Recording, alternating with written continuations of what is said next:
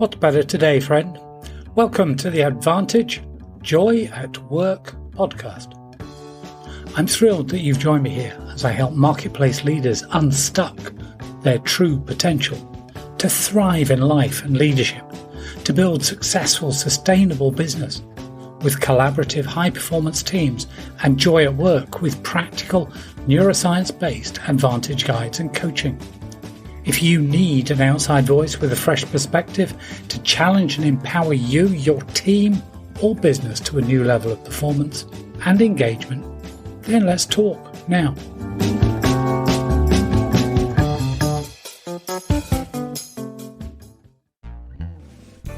Why joy at work matters. In this GuidePost, we're going to talk about how we are always in pursuit of happiness. But happiness is based on chance, and it's not something that can be constantly achieved. Pleasure.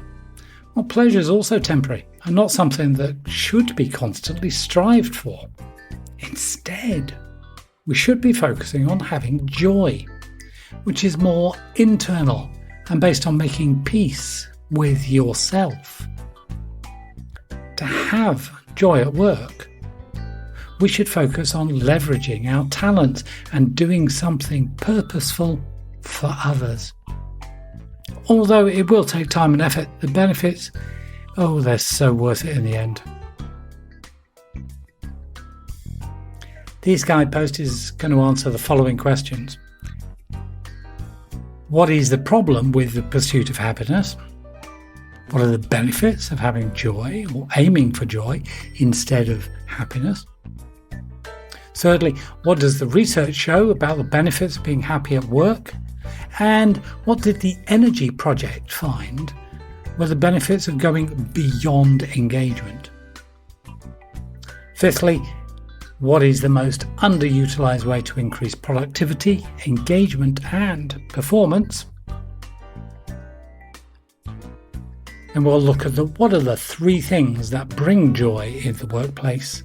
And finally, how can you have joy at work? Seeking pleasure, finding joy. When you ask people what they want in life, and if I asked you, the number one answer is happiness. I want to be happy. But there's a real problem with the pursuit of happiness found in the root of the word, which is hap, H-A-P, which is the same hap in perhaps, haphazard, happenstance, and happen.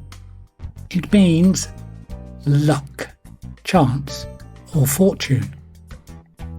And to have happiness means it has to happen to you. And another problem, when many people think about happiness, they really think about what gives them pleasure and having more of those things. Pleasure is extrinsic, it's visceral, and it's temporary. Joy, on the other hand, is more consistent and it's cultivated internally. Joy comes when you make peace with who you are, why, and how.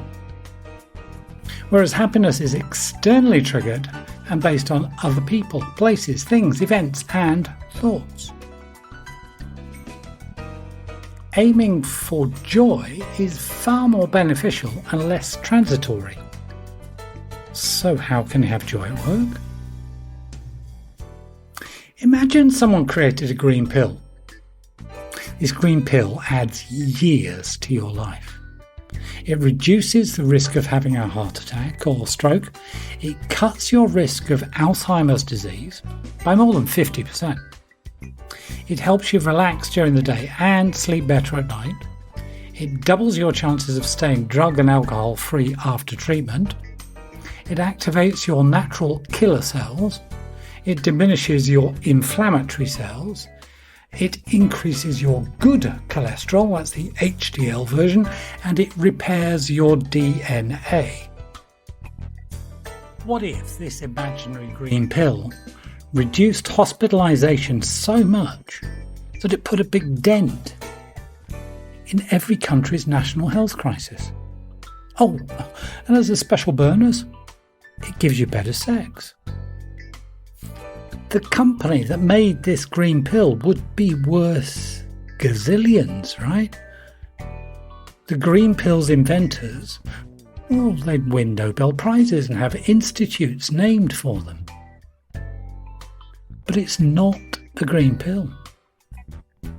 It's the resilience of fulfilling your purpose. And it's free. And you get side effects, more friends, greater happiness, deeper engagement in life, and better sex. Now imagine a red pill. And this red pill makes your work almost effortless, yet simultaneously fulfilling. Every moment of work you are in the zone, you're flowing, and your performance is so good, and your productivity increases, and you are more engaged with your work and with your colleagues. The company who made that red pill would be worth even more gazillions. And businesses would be clamouring for their workers to take this magnificent drug so they could profit even more and keep staff happily employed and engaged for years to come at higher wages with shorter working hours and greater productivity. Well, those red pills, they'd be flying off the shelves faster than a speeding bullet. But it's not a red pill. It's leveraging your talent. And it's also free.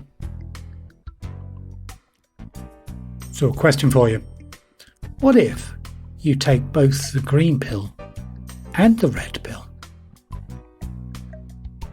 What if you were joyful at work? You found deep pleasure in doing what you do, and it felt effortless, and your job was meaningful for you. I've worked with so many people who want this to be true for them, and I'm pretty certain you do too. And there is a way that you can have this. I must warn you, this is not a magic trick for instant success. It's not a silver bullet that will instantly make everything bad disappear. Some things will appear to be magical, but they're actually social cognitive neuroscience. Some things are going to turn your world on its head. It will take you some time and effort, so if you don't like taking on things that take time and effort, just turn back now before you get a glimpse of the potential joy you could be having at work. Okay, what do you want out of life? You want to be happy, right? Of course you do. Ask anyone what they want in life and the vast majority will reply they want to be happy. They want their partner to be happy. They want their kids to be happy. They want their entire family to be happy. Ask them if they're happy at work and you'll be met with a kind of smirk as if you've completely lost your marbles. Ask them if they experience joy at work and they'll laugh at the absurdity of the idea. Yet a 2015 study shows that happy staff are 12% more productive than unhappy staff. And happiness has an even greater impact in sales, raising sales by a whopping 37%. And we've known this for years, centuries even. 3,000 years ago, the wisest and wealthiest man who ever lived understood this. And I'm quoting him. So I decided that there was nothing better for a man to do than to enjoy his food and drink and his job. And that was Solomon in Ecclesiastes 2:24 from the Living Bible translation.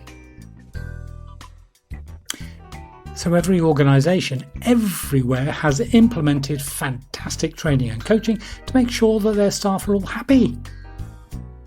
This is immediately evident as you walk into almost any workplace in any country, how everyone is smiling, laughing, being friendly, helpful, cooperating. How they're so joyful, it's contagious.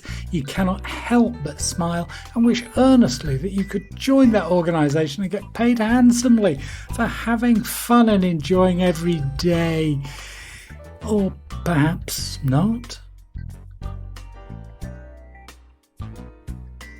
In The Happiness Advantage, Sean Akel's research shows that an individual's job success is 25% predicated by IQ.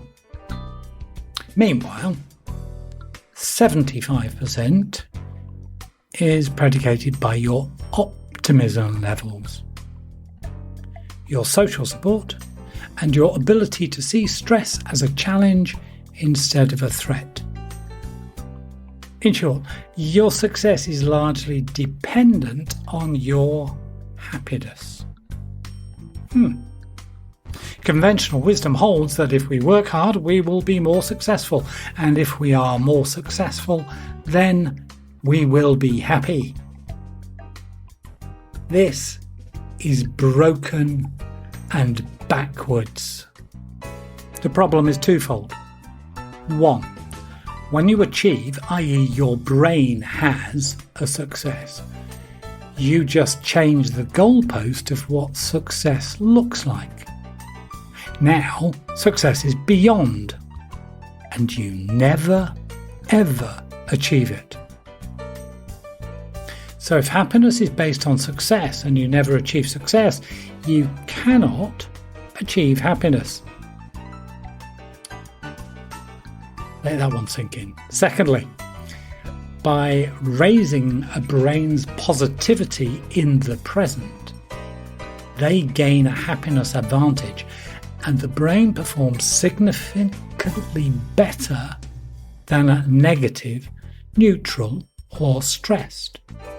Intelligence rises, creativity rises, energy levels rise, and every single business outcome improves.